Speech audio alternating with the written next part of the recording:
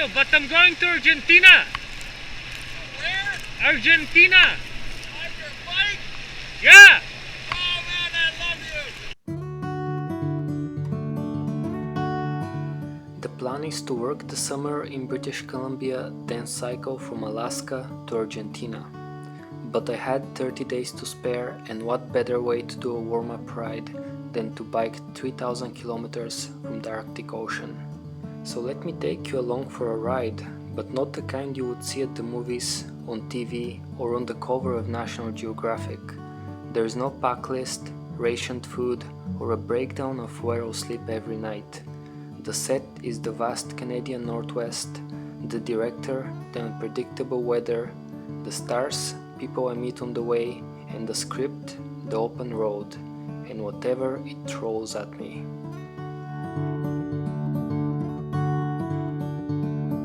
I could only afford the flight to Whitehorse. From there I will have to hitchhike the last 1500 kilometers to the Arctic Ocean. Big wolves up there, big fucking paws on them. No game out there, buddy. Good luck, unless you're packing a gun and you can shoot the pricks. You better have a lot of bullets. Yeah. You sleep with an eye open. It's been about 3 hours and there has only been one car going in the Dempster.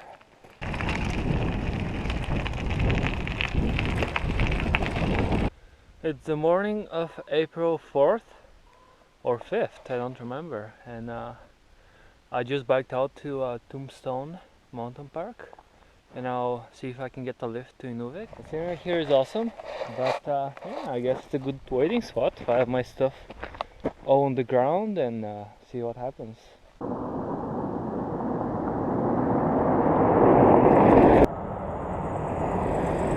I waited 2 days for a ride at the Dempster Highway.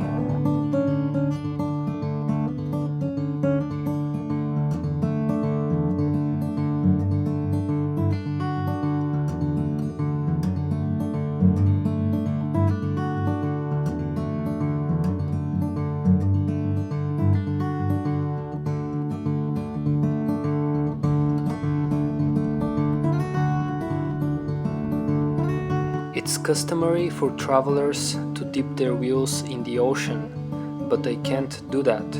And that is a good thing, because I'll be sleeping on it.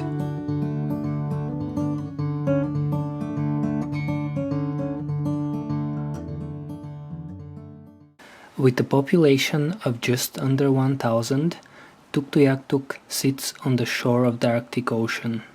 I cycled to the end of town to find a license plate for my bike, and then, like any tourist, I visited the local grocery store to take pictures.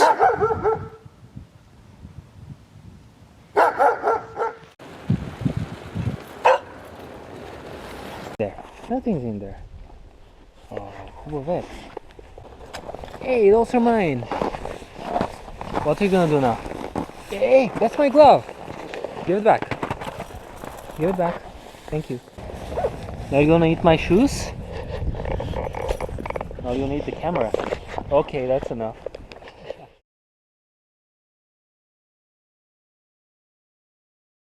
So this is it? The ice road? The forecast was light snowfall and wind, but I didn't come all this way to hide from the weather. There is snow here 9 months of the year, and I wanted to see the north as it truly was. You're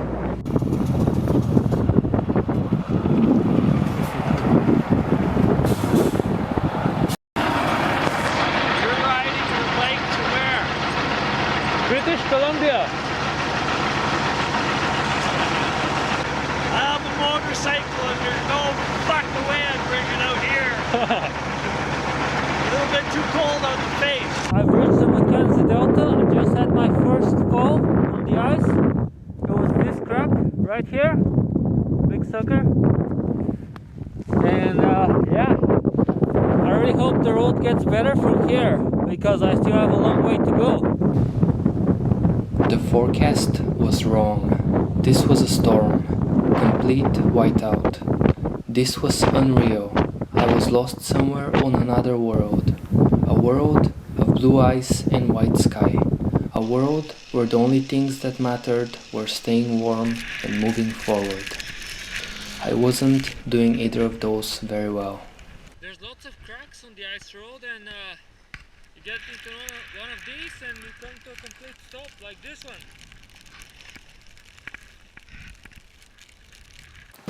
Everything was strange. Even the snowplows weren't on the road.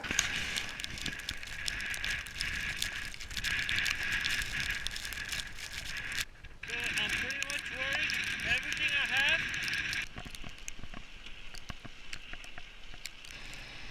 Where? Argentina. On your bike? Yeah. Oh man, I love you. That's real cool. You sure you're good to go? Anna, you got any water? Yeah. Is that what you're doing? Yeah. You're kidding me. Are you serious? Yeah. You guys, this is the guy, his famous guy. He's from He's driving to Argentina from Tuktoyaktuk. I just seen him in this blizzard outside. I don't know if you guys can see what's going on out there. Anyways, he's going as far as Reindeer Station, and he's going to camp in one of the cabins there tonight. This guy sleeps on the road if he has to. He's pedaling his bike to Argentina. This guy on a bike, I almost ran into him. And all of a sudden, because there was a whiteout in his truck, he says, I almost ran into him. So you better look out, Jerry, on your way down. I says, yeah, I know. Was that the guy with the oil tanker? Yeah. Okay, what happened was I see the guy, I'm like, okay, I'm gonna take a nice picture of him. I take out my camera, and then I fall. Yeah, he said he fell over on his bike. He says I slowed down and he said and I slowed right down, and all of a sudden I looked at my rearview mirror. He's on his bike pedaling again. Yeah, I saw him stop, and I'm like, I don't have enough time. Well, man, hey, you know what? Congratulations. Thanks.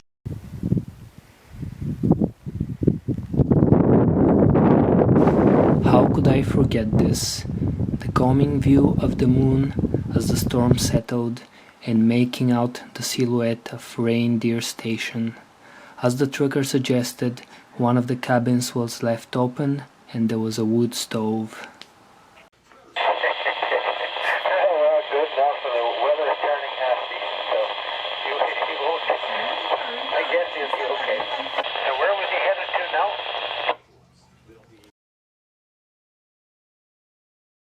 I was headed to a Klavik.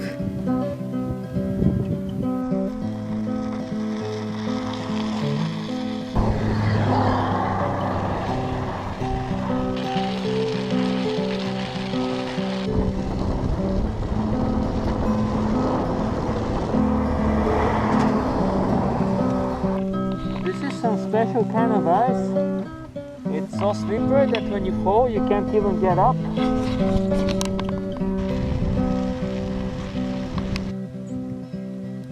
Oh, here beneath the swaying cedar trees, you and I will build our home.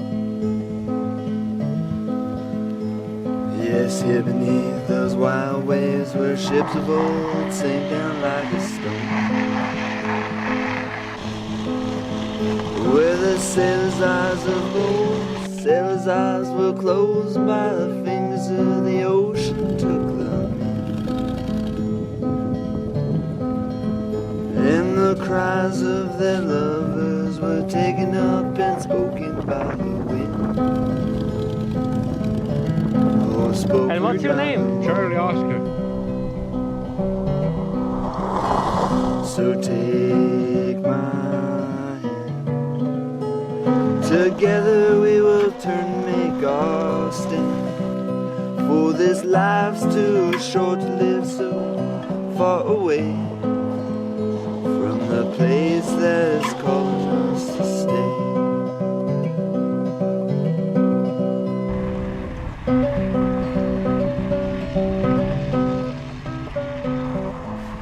It took me 18 frigid hours to cycle 160 kilometers, and now it was time for some well-earned rest.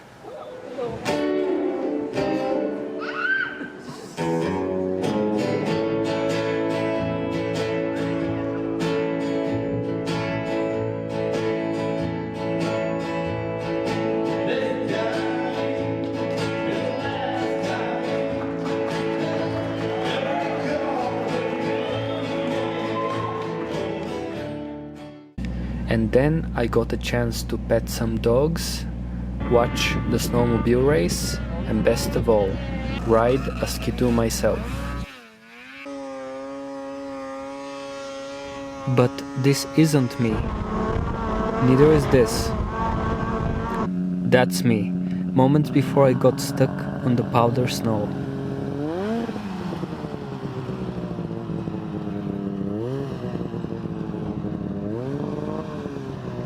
How long it took you to come from Tuk?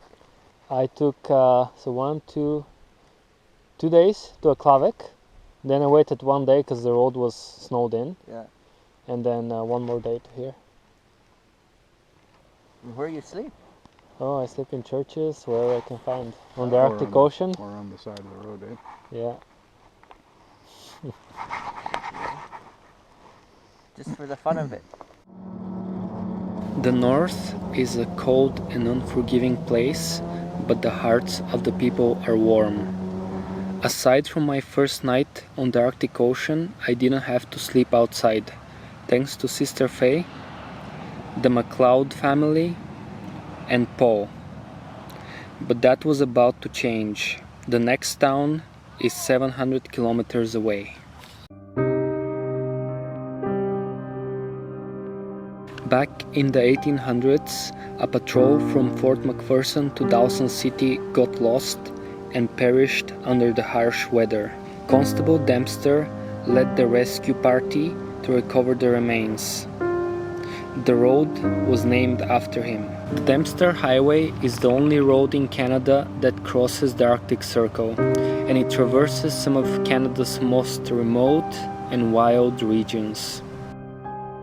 I didn't even look at the forecast, but this time I should have.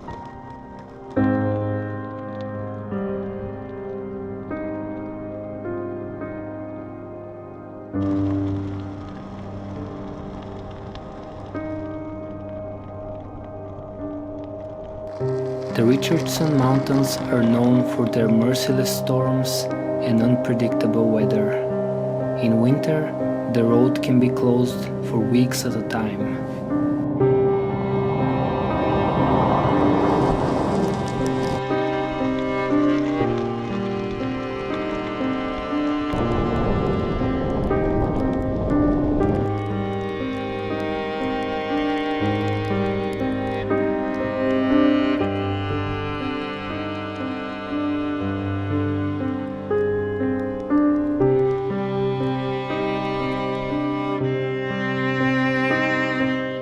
I reached the mountain pass at 10 p.m. While going north, I saw a radio tower on one of the peaks, and this was the road to it. I looked at the radio tower and at the faint road in the distance. It's impossible.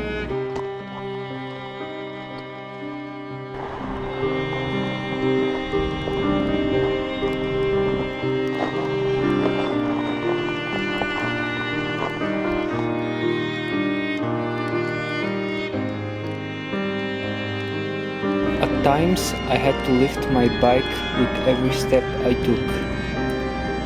Then I would stop and look back. Where was I? How did I get here? Why am I doing this? Just gotta make it over there. See that road?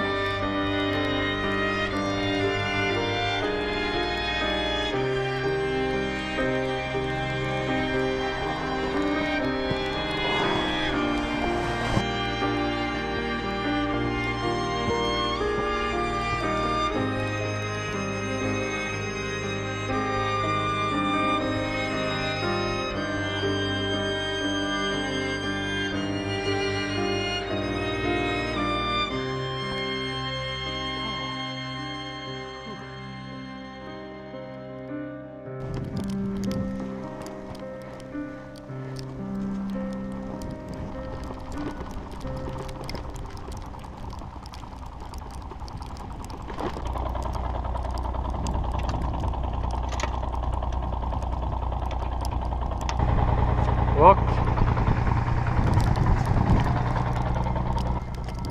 Yeah.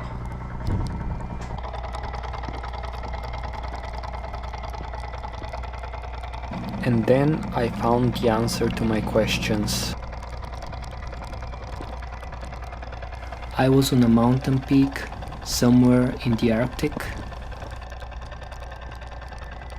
I chose to challenge myself.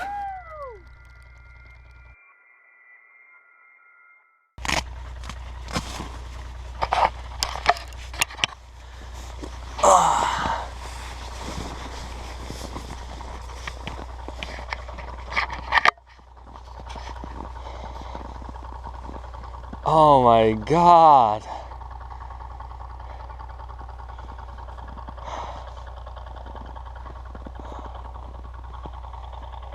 Oh.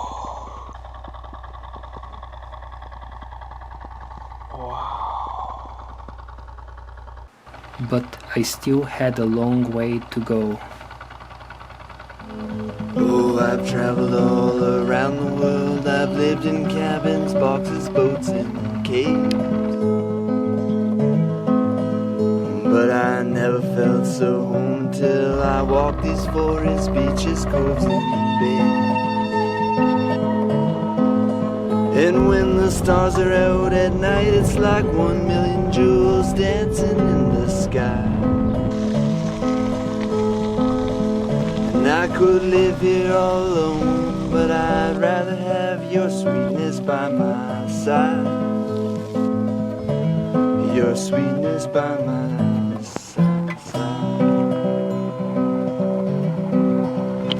So take my hand.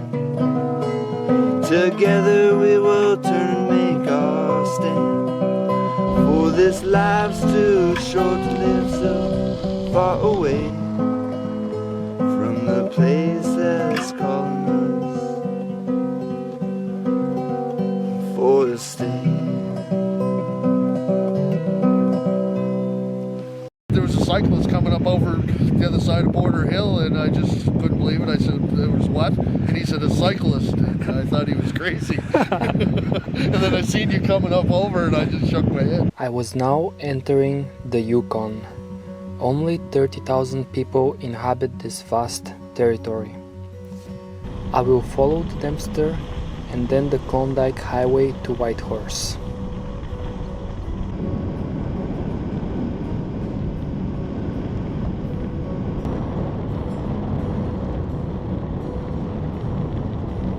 The mud was everywhere. It got my derailleur into the wheel, breaking it beyond repair. So I'm going again after the derailleur broke. I guess I'm single speed. I can only go about 10 kilometers per hour.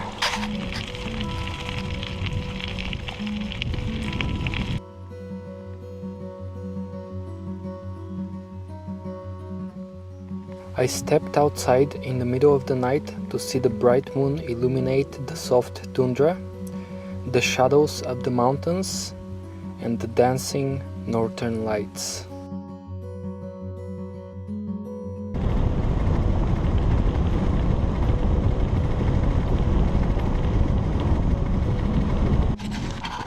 So the chain keeps breaking.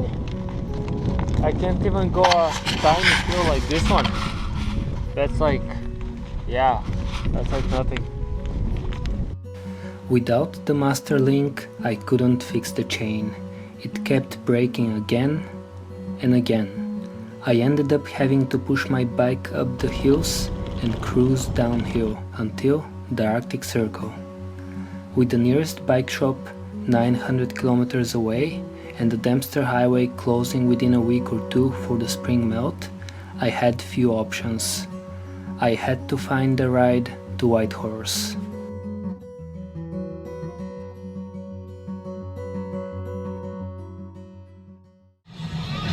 know what? Them things we just seen back there, I don't think that was caribou. I think that was reindeer.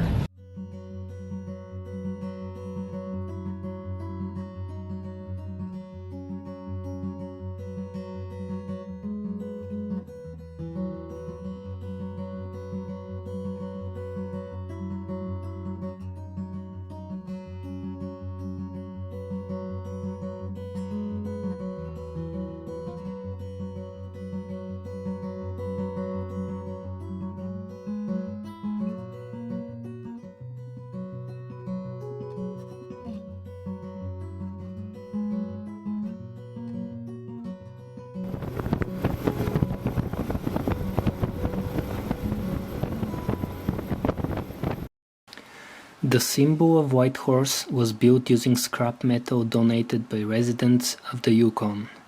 Instead of spending the day at the museum, I tried to find the answer to some pressing questions, such as the name of this salesman posing with a salmon, and which towing company delivers cars upside down. Susan, who came to visit family and decided to help keep the city clean. And I was the first smallest baby born in the Yukon that ever lived. Seriously, that's true. Mind what? We're right. Oh, not at all. I just kind of said, let's go.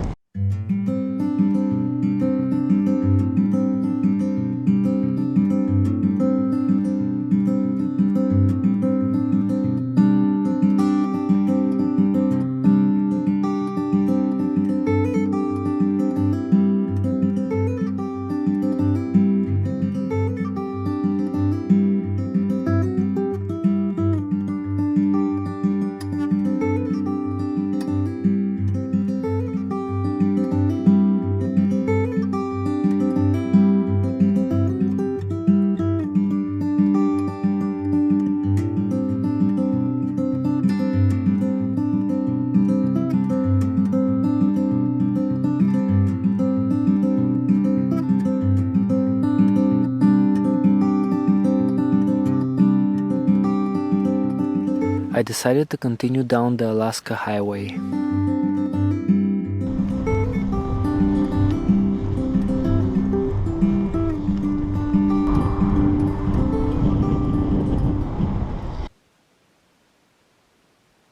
Hello! Hello!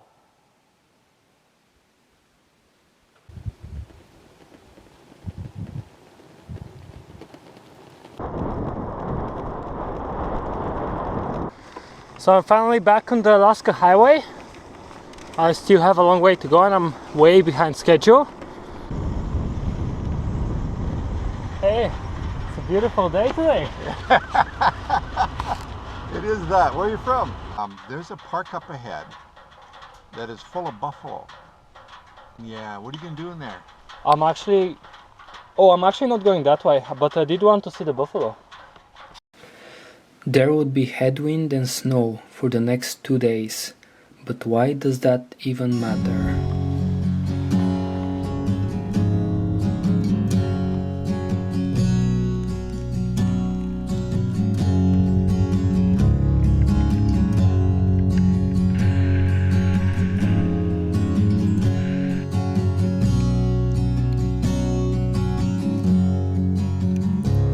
Yes, life, it's a bowling ball, it's got holes, but it still rolls on and still that we get knocked down to get back up again. Yes, we're old, yes, we're all the same, yes, we're old. We're all Headwind! It's absolutely brutal.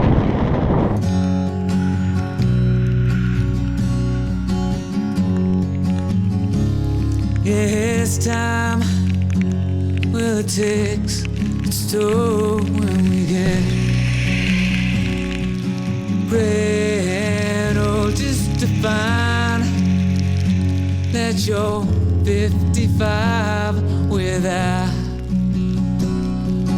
grandchild. Now you swear all, you swear all the same, you swear all, you swear all the same, yes, we're all, you swear all the same, yes, we're. I'm just gonna come right here.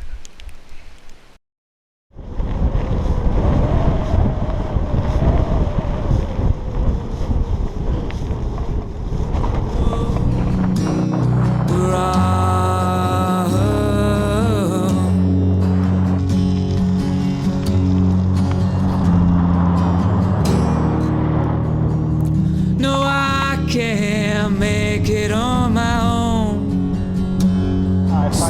away from the bad weather. I have some sun. I don't have so much headwind, and yeah, it's pretty good. I wasn't so far north anymore, and the days were getting shorter. That meant riding in the dark.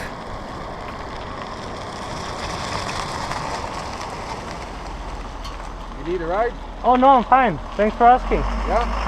Okay.